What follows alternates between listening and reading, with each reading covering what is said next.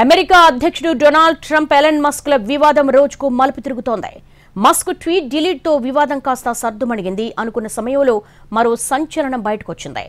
US treasury secretary Scott Bessent తో Elon Musk White House లోని బాహాబాహికి దిగినట్టుగా తెలుస్తోంది.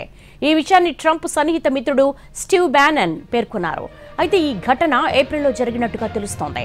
ఇంటర్నల్ రెవెన్యూ సర్వీస్ లో తాము సూచించిన వ్యక్తిని నియమించాలని ట్రంప్ను అభ్యర్థించేందుకు ఆ రోజు Musk treasury secretary Scott Besant oval office కు వెళ్లారు. ఆ తర్వాత కొంతసేపటికి ఇద్దరు బయటకొచ్చారు. వైట్ హౌస్ కారిడార్లో వెళుతున్న సమయంలో ఇద్దరి మధ్య వాగ్వాదం తలెత్తిందని స్టీవ్ బ్యానన్ చెప్పారు. ప్రభుత్వానికి $1 ట్రిలియన్ డబ్బులు ఆదా చేస్తానన్న విషయం ఏమైందని మస్క్ను బెసెంట్ ప్రశ్నించారు. నువ్వు ఫ్రాడ్ అంటూ తీవ్ర విమర్శలకు దిగారట. దీంతో బెసెంట్ పై మస్క్ భౌతిక దాడికి దిగారట.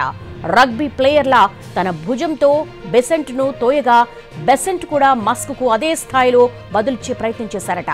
ఇద్దరు ఇలా తలపడడం చూసిన ఇతరులు వెంటనే వారిని విడదీసే ప్రయత్నం చేశారు. ఆ తర్వాత మస్క్ ను వారు వెస్ట్ వింగ్ విభాగం నుంచి బయటకు తీసుకెళ్లారు. ఈ విషయం తెలిసి ట్రంప్ బాధపడినట్టుగా సమాచారం.